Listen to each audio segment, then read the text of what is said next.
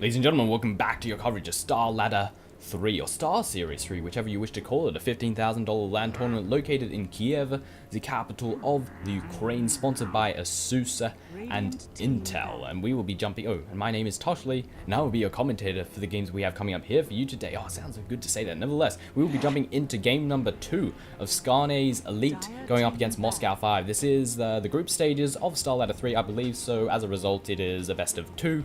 It's not like you win the set, you just play 2 games, and as to whether or not you win or lose depends on your placement in the future. You should be able to understand it, fairly basic.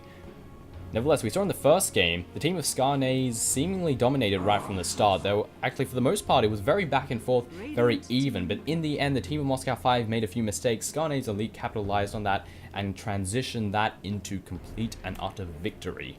Will the second game have the exact same outcome? Will Skane's Elite win as they did in the first, or will Moscow 5 show their true light and completely take victory? And of course Moscow 5 hailing from the land of Russia, in case you couldn't figure that out for yourselves, and Skane's Elite hailing from Sweden. On the side of M5 we have Solo, Captain Solo following it up with Dread, Sidoi, Nexus and Stolyana, and on the side of Pulse or Skane's Elite we have Captain Mini following it up with Wagamama, Techno Boy, Region and Fishbone. Jumping straight into the draft, we see Darkseer and Chen being removed out by Moscow 5. Chen definitely causing some problems for them in that previous game. That heal is just oh so incredibly powerful. On the side of Skane's Elite we see Batrider and Lanaya being removed out. Into the draft we see Clockwork Goblin, Gyrocopter, Tinker. Oh, Tinker's fairly standard, but Gyrocopter and Clockwork Goblin, not a couple of heroes that I would have expected to see. On the side of Skane's, we see Leshrac, CK, and Wisp, and it's quite clear that we're going for that Wisp Chaos Knight combination. This looks like an interesting game indeed. The heroes that we have coming up for us today, looking good. Razor to be taken out by the team of Moscow 5, Skane's Elite going for that Jakiro to take him straight out of the field. In regards to their potential lanes, we have both Gyrocopter and Tinker are very strong mid-lane heroes. Clockwork Goblin I'm actually really unfamiliar with. He did get himself a buff in the 6.75 patches. The cogs can't be force-staffed out of, all they can, but you take mana burn and damage if you do so. The cogs last longer at level 1 if we take a quick look at this. Duration 5 seconds at rank 1. It's pretty good.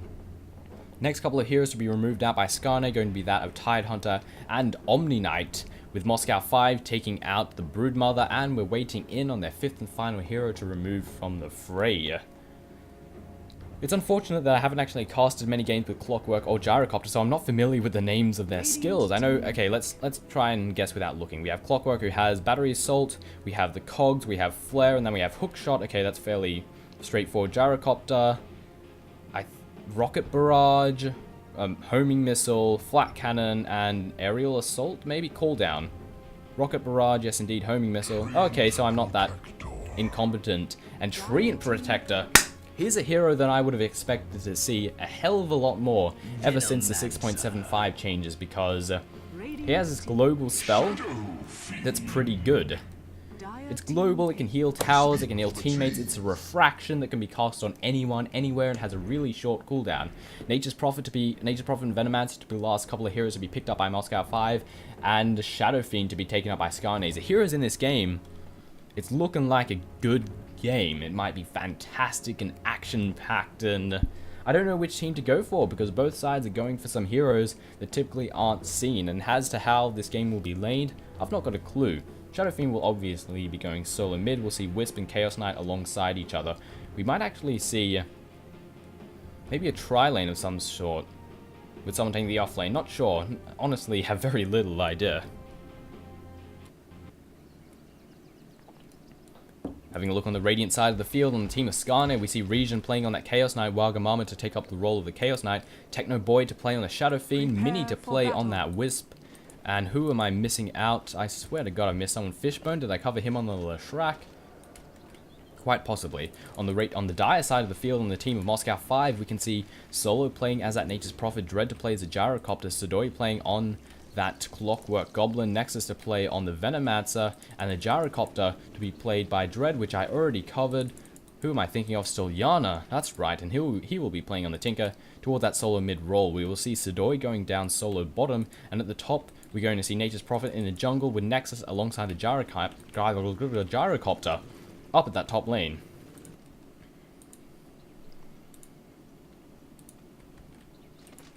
On Skane elite side of the field, they're all clustered around the jungle, but alas, they're going to find no such individual to kill.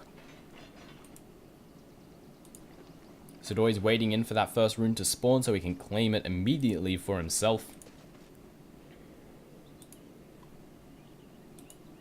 Region and Mini down the bottom. Alongside Fishbone, going to have a tri-lane who... I was like, what is he doing down here? He's going to be venturing off towards that middle lane. Where will the rune spawn? Clockwork Goblin obviously wants to secure that for himself. But Mini alongside Fishbone are moving in. He can't get the double damage. One right click to come down. They're going to leave it there and try and secure it for someone. Yes, indeed. They see the Treants moving in and they, in the end, decide to, yeah, pick it up because the Treants will deny it without a shadow of a doubt. That is honestly something the Nature's Prophet should have already had under control. He should have had a Treant here and a Treant here to deny the runes in case something like that happened. Now Leshrac is going to have a little bit of extra laning power, and they're trying to use it to full advantage. They're trying to win this lane against Starladder. God, this guy has been train wrecked thus far. And right now Starladder can't even get close to last hit because we've got a double damage Leshrac coming in. Going to be closing in on 100 damage. We're at 96, I believe, if he does get hit by one right click coming out of Starladder. So Tinker has to stay back.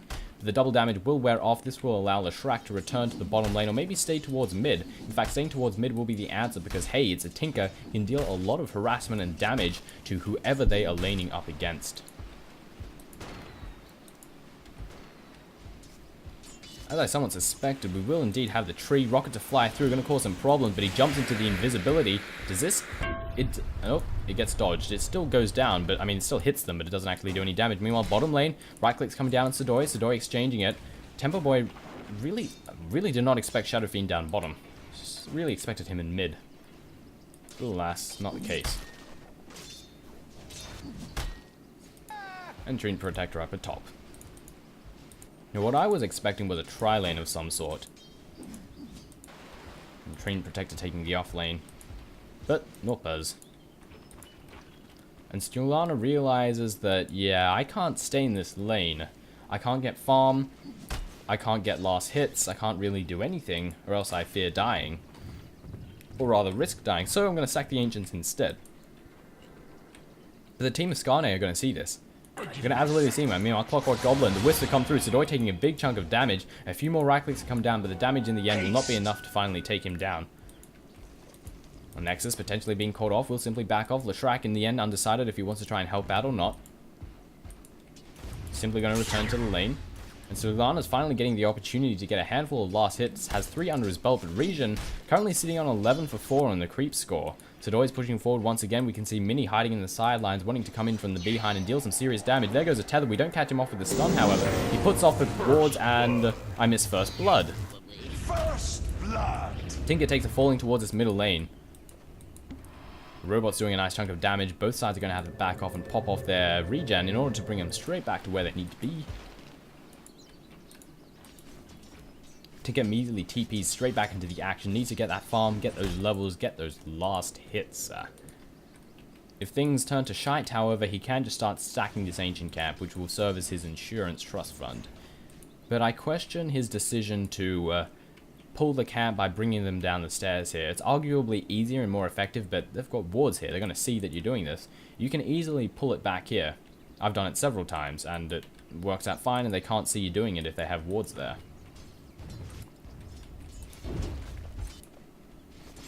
After the first blood has been spilled, things have settled down for the most part. Looking at the creep score, we can see Pulse having a great time towards this bottom lane, currently sitting at 20 to 16.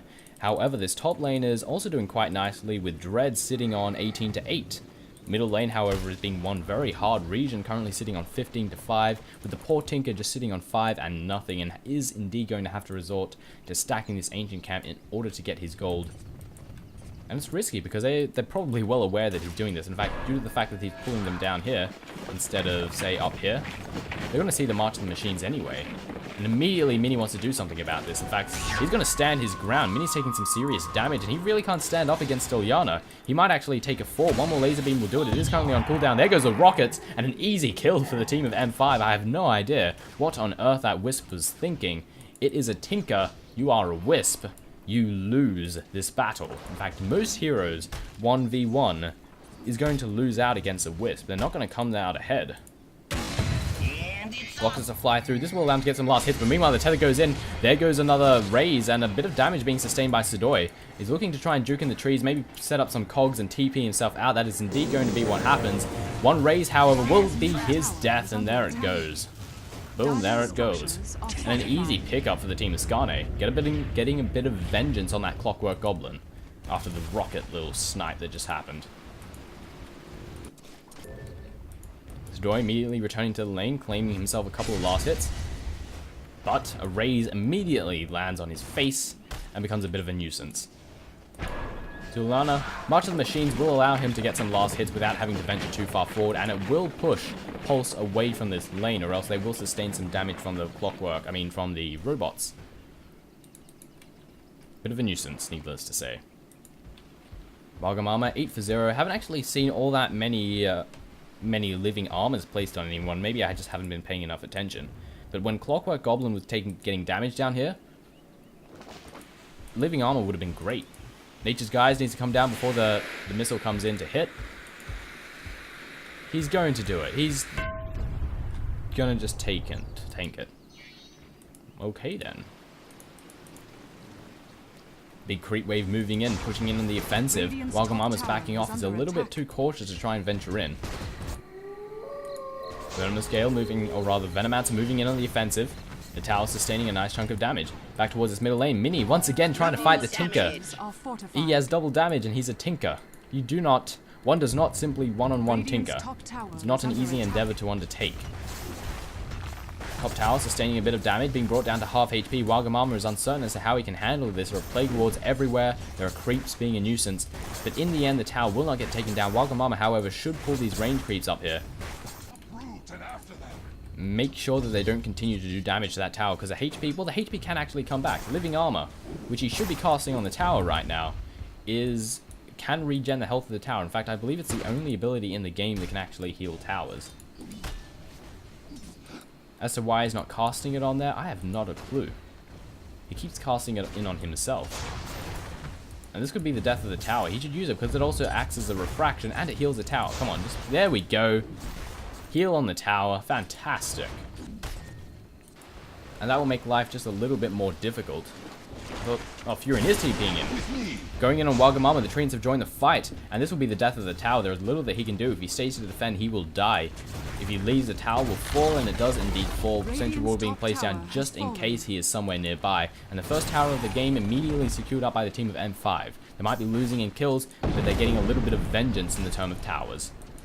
Might come into a bit of a trade, however. The duo at mid are pushing this tower out. Sidoi is the sole defender right here as of the moment, and with the Leshrac Edict, this tower's HP will drop very rapidly. If they don't drop a fortification, it could even take a falling, and they don't want to lose the advantage that they just secured for themselves. But in the end, they're a little bit cautious of Sidoi. They don't want to get caught out, and they do decide to back off. This will come down on Wagamama. Jumping into his stealth, but a sentry ward gets placed down. Bad situation to be down in. Wagamama currently running for his life, does get hit by the stun. Will TP himself out, but the stun comes in from Regen. Nexus is in a really bad situation. Can he survive this? The answer is no. He needs to get off a Gale before he dies. Try and do a bit of damage before you take a falling, but alas, he died. An honorable death, I guess you could say. Radiant's middle tower Ilyana sitting on 16 for 0. A little bit of gold in his bank. It's going to be a fairly late boots of travel. Because, hey, he got denied so hard in mid. He's getting a bit of opportunity for free from, but the rest of Pulse are returning back to the fray, and they're going to start fighting him head on. Clockwork rattling his way through the forest. Rockets fly out, doing a bit of damage, doing a little bit of harassment, getting some last hits, but nothing more than that. Meanwhile, this bottom lane is continuing to get pushed out. The rocket flies through, absorbed up by Wagamama.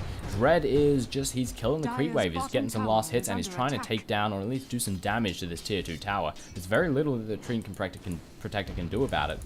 Healing the tower up? No, in fact, we put the heal up on someone else.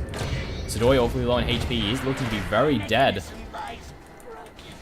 Two very low HP heroes, a couple of tower hits sustained, but both end up surviving. No casualties taken by the team of Skane, even though they could have been very easy. Techno Boy chasing in after Solo. Solo's in a bad situation. TPs are rolling in from Wisp. He's dead. And Nexus thinking of going in, realizing that, yeah, I can't save you, buddy. You are dead, my friend. Wisp is going to TP right to the same spot. Meanwhile, TP's rolling in towards his tier 1 tower. Zoliana's getting awfully low, and so is Reason. The heal's coming in from the Treant Protector. The stun's moving in. There goes the Reality Rift. Zoliana's getting awfully low. This is the death. Oh, Shadow Fiend takes a fall. Sidoi causing some problems. And the Chaos Knight also takes a fall, so M5 has salvaged something from this situation. No hook shot to go out. Or maybe it did, but it just missed. It is currently on cooldown. And from here on out, M5 can salvage the situation just a little bit more once again. Fury and ulti to fly through. Wagamama taking a big chunk of damage, but he has a living armor. Will bring him straight back to where he needs to be. Fortification not available for the team of Skane. Nexus are getting awfully low. A few more right clicks will take him down. The Wisp goes down. He does secure a kill. The cogs go down, but it's a little bit too late. Split Earth missing it down right there, but that was a little bit silly by the Venomats, and needless to say, he did pay for it with his life. Pulse going down. There goes a Reality Rift. Solo being pulled out. There goes a 4-second stun. Oh, 2-second stun, sorry. Had my mouse over it. Meanwhile, trying to use his phase boots to try and get away. Another Reality Rift to come down. Solo's about 3 right clicks from death. But in the end, the Chaos Knight is not daring enough to continue to follow through. The phase boats mean... I can't believe I'm so bad at speaking. The phase boats means that the Prophet is too fast. And hey, he was running out of mana as well.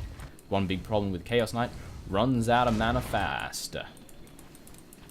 Juliana, very low in HP, struggling to take down his Ancients, waiting to try and stack and pull at the same time. Synergy. Stack and pull, I mean stack and farm at the same time. Idiot.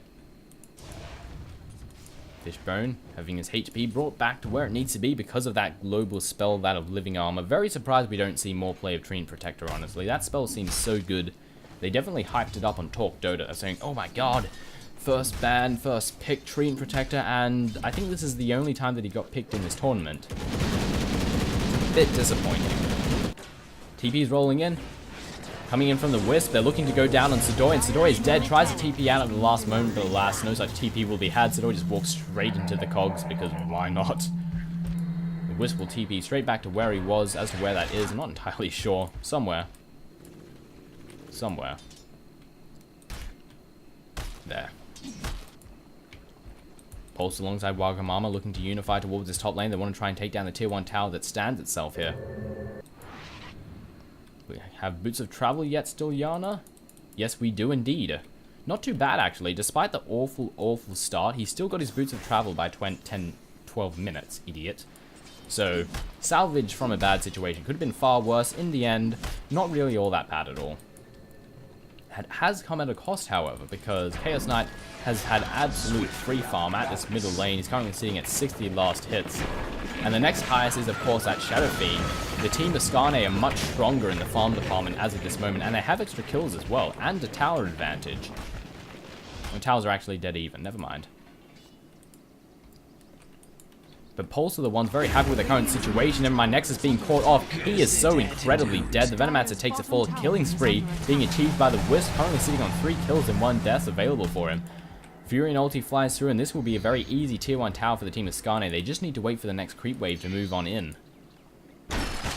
Clockwork, nice, fantastic hookshot to go down on Fishbone. He's trying to get off the Edict, but he can't do it. He's getting constantly stunned by the battery assault. The TPs are rolled in. Fishbone is so incredibly low. There goes the aerial assault. It doesn't hit him. And Clockwork Goblin takes a fall with Leshrac barely escaping with his life. No TP to come in from Furion either. I think he was thinking about it, but then in the end decided that he's probably got fine in terms of health right now, and trying to move in on him would be a bad idea. What a great hook shot, though. And the poor bastard in the battery assault. That was somewhat humorous. Styliana towards the top lane does take a fall. Venomous Gale to fly through. Region is getting awfully low. That battery cell, I mean the Rocket Barrage, too much for the Chaos Knight to handle, and Wisp is going to pay for it as well. 2 members of Skane 4 getting a little bit cocky. 2 for a Tinker. Is it a worthy trade? Not entirely sure. Dire's bottom tower Tinker is a big hero to kill, but so is that Chaos Knight, and this will allow them to push out this top lane. It will be a successful defense of this top tower, and it could transition them into a tier 2, or maybe even the tier 1 at mid. 24 for 0, currently sitting on Clockwork Goblin with 4 deaths under his belt. Not so happy with himself thus far.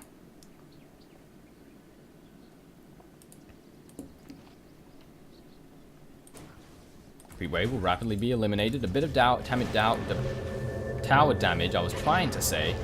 Region moving in. Fishbone trying to find the solo. Need a Reality Rift, almost connected, running into the trees. The Wisp going to give him vision. There goes a Reality Rift trying to TP down. Needs to get the Chaos Bolt. Is successfully down. The Split Earth lands too. And Solo takes a fall within the course of a couple of seconds to the might of Skane. Nothing they can do about it. Meanwhile, towards this middle lane, there's nothing going on. Wagamama is currently in stealth and 100% A-OK. Going for the tree and ulti. I don't know what he hopes to achieve right here. He's the only person here, but Nexus is getting awfully low. He might be able to successfully take him down. The Wisp was TPing in. That's what was going to unfold. Zoe getting awfully low, trapped in by his own cogs. He's one right click away from death. He does get taken down. The aerial assault to come down there from the gyrocopter. Wisp TP's out to safety. So many low members. Region manages to take the kill before he finally falls himself. 3 for 1. A nice little kill for them. Fury and ulti unable to successfully take down Wisp. I assume it just... No, he's actually dead. Disregard that. He suddenly started losing health, I saw. So I don't know why that was. Maybe he had a dot on him. Quite possible. Might have been the Venomancer dots, actually. Uh-oh. Uh-oh. Ulti coming in from Techno Boy. Immediately pops off the poor Venomancer. And the next one to fall will be that of the gyrocopter. Solo's in a bad situation. Techno Boy looking to give chase, but Solo looks to have successfully escaped. Mini to join the fray, give him a bit of extra movement speed. Lothar's being popped off once again. We're chasing in after Solo, but he has those phase boots, as we saw before. One right click to go down, a lot of damage to come out of that right click. Another right click to go down, and a big chunk once again. Needs to get off a raise in the end, is going to give up, knows that he cannot catch him out. And even these illusions will cause some problems for poor old Solo. We're just going to return back to base. Treant Protector will be returning to the fray within the next 10 seconds or so. Roshan also still stands. No one's attempted him just yet. Still standing strong. Middle tower taking a bit of damage. Still Yarn and TP's in. Will clean it up with his March of the Machines easy peasy and get a bit of golden experience in the process alongside the Clockwork Goblin. Wisp all alone down here. A Dagon is picked up here by the Nature's Prophet. What? Am I watching a pub game? This is just silly. There are much better items you can get on Furion. Does anyone on this team have a mechanism? For example, a mechanism would work much nicer than a Dagon. This just seems odd. It's quite possible M5 would just think that they've lost and are giving up. That just seems like a silly idea. You can always come back in a game of Dota. TP's rolling in towards his top tower. Starladder is being caught off. He is oh so incredibly dead. The Shadow Raid goes through, picks up the final kill. Venomancer jumps in. Fantastic ulti to come down on him, but there's no further follow-up damage. Sidori moves in. The battery assault causing some problems. There goes a hookshot. Region's looking very dead indeed, but he does cause a bit of damage before he takes a fall. The other members of Pulse have finally backed off and TP back to base. They know they cannot fight when they have that Venomous Gale ulti on top of their head. While Gamama can sit in amongst the trees because of that invisibility. He will be fine. And M5 are looking to use this opportunity to possibly take down the tier 2 tower that stands at the top lane. Fishbone has carved himself a nice little shelter in the trees. I guess it's a house, yeah. You can put a little tarp over this, and trees provide this rudimentary wall. It's quite nice. It's a cute little thing. Lothar's technology moving in. He has his ulti available, but he's just going to go for the right clicks. Venomancer takes a fall at a fairly rapid rate. Fishbone to join the fray. Solo needs to TP himself the hell out, which he will indeed do. No, he will not actually. Yes, he will. Indecisive as to what he wants to do. And Dread going to back off as well. This Dagon, it just seems like such a dumb choice. Especially, we don't have a mech on the team of M5. Tinker's not going to get a mech. Venomancer would ideally like to get a mech, but he's a hard support. He's not going to be getting himself any items anytime soon. Mechanism just seems like, you know, a Dagon. Why not mech? It seems silly. It seems like such a dumb choice. I can't see the logic behind picking up a Dagon. Solo being caught off. There goes the ulti to come down from Techno Boy, and instantly the Furion melts. That Lothar's doing some good work for that of Pulse team. And this will be a tier 1 tower secured by them. I'm very surprised this tier 1 tower lasts for as long as it did. Even the power tread seems, I mean not power treads, the phase boot seems curious, but it has allowed him to escape from several situations where he would have otherwise died, so I can't really question it. Rockets to fly through region, taking a little bit of damage. Dread looks to be going straight his way towards a BKB. Nexus currently sitting on nothing, but that is the life of a support. Nature's Prophet, as we've covered, has a Dagon for some unknown reason. We have Tinker, Soul Ring, Boots of Travel, 700 in the bank, and that is all she wrote. And is that everyone? I've covered Clockwork Goblin, sitting on absolutely nothing. Wagamama going on a bit of a scouting mission, sees Nexus here. Maybe they think they've lost, so they're just going for silly shit, but I don't think that's the case. They can still come back. TP's rolling in, Nexus gets off a fantastic ultimate, but it will cost him with his life.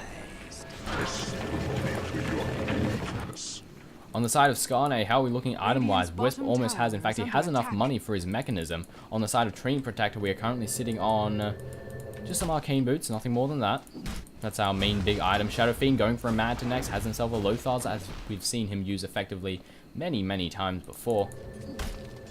CK an Armlet, 500 in the bank, and then we have the Leshrac double bracer action coming in on him. He's a happy Leshrac indeed.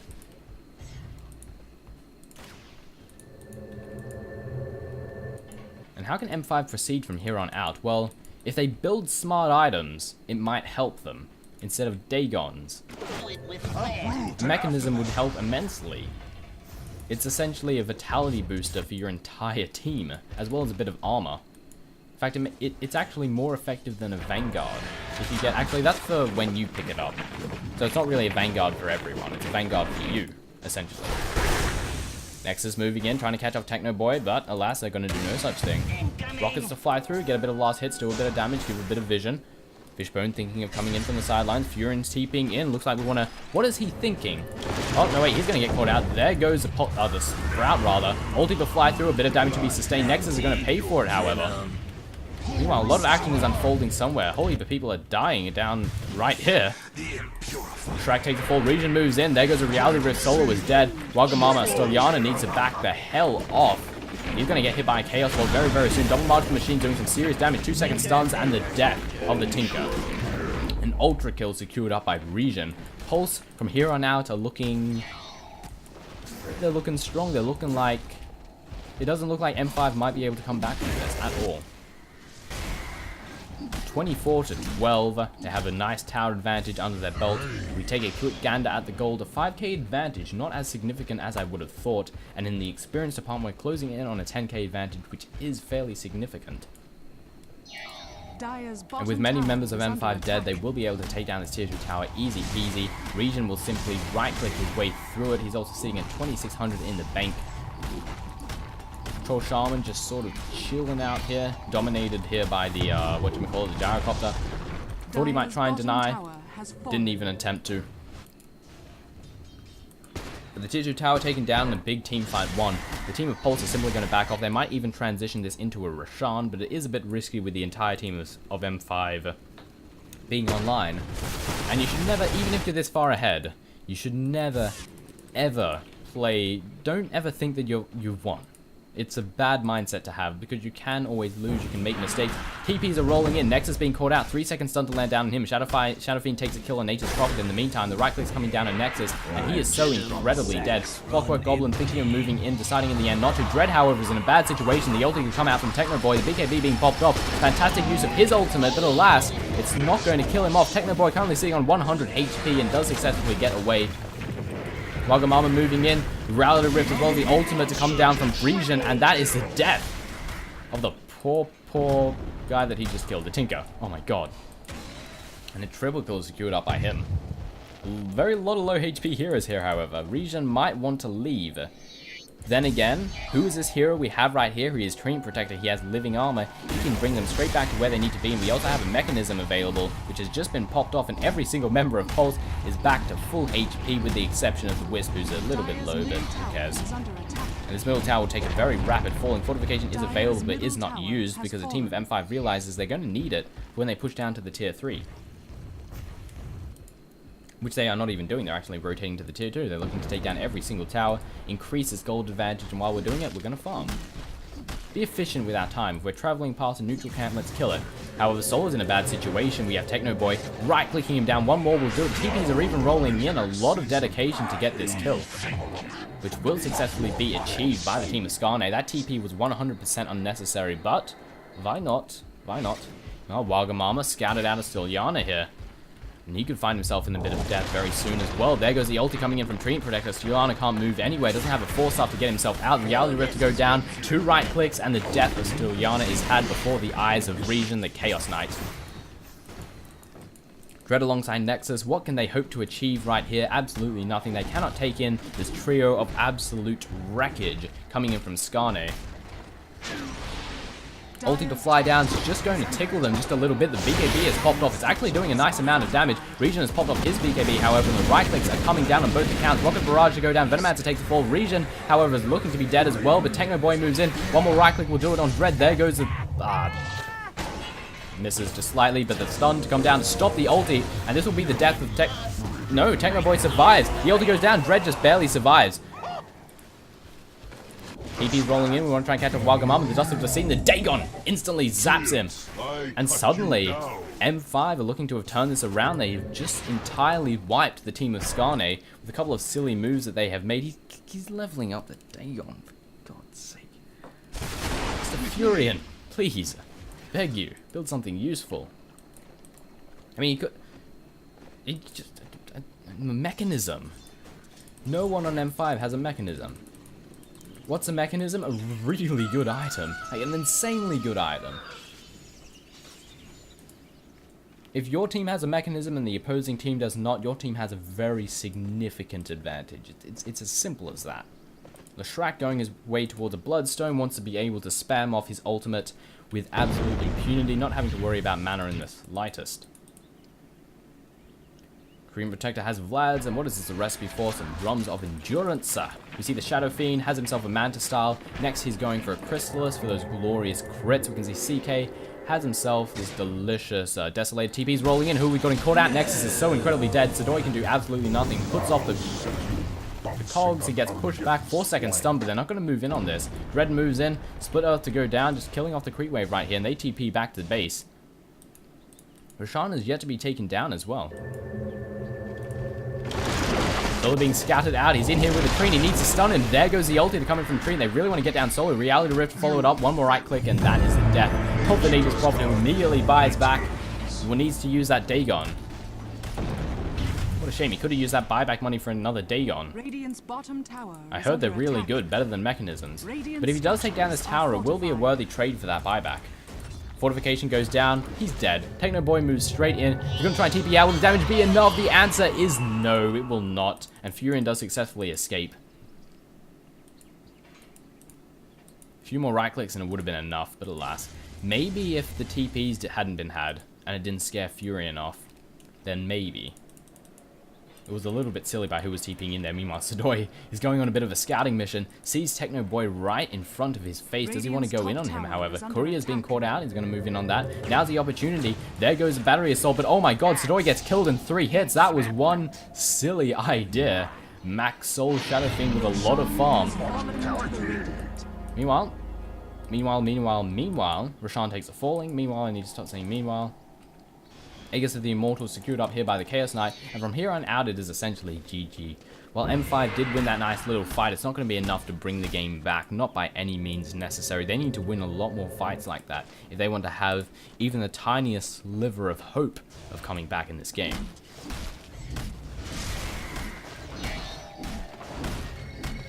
Is he working towards a Manta style? Probably a Sheep Stick, seems like the logical course of action. And in fact, we're not actually going for that Bloodstone, we're going straight for the pipe. TPs, where do we TP? I have no clue. Do we TP back to base? Oh, Furion was down here. Way to look at the minimap, Toshley. Nine, he says. He utters. Please stop. Stop it. TP's rolling in, TP's getting cancelled. Meanwhile, action is still unfolding for wherever the hell that Chaos Knight is, right about here.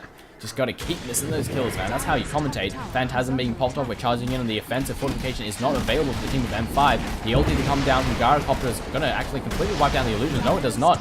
There goes the Reality Rift. Dread is one right click away from death, but the BKB will allow him to escape. We have another illusion charging through. They will get taken down by the battery assault. Region currently low on HP, has to back off, will be able to successfully do so.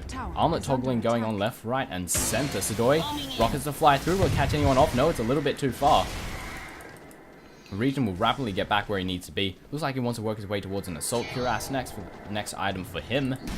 And this will be a melee barracks, very, very, very dead. Kill off the ranged one first, because why not? Pre-wave rapidly eliminated, the first barracks taken down by the team of Pulse.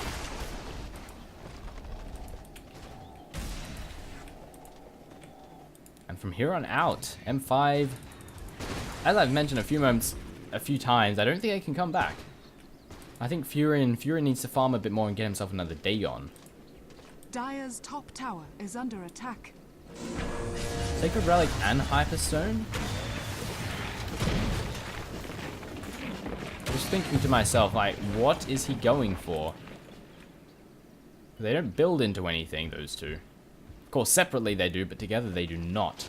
Maybe he was going to get an Assault Cuirass and then just thought, you know what, we're so far ahead, I'm going to get a Divine Rapier. Why the bloody hell not?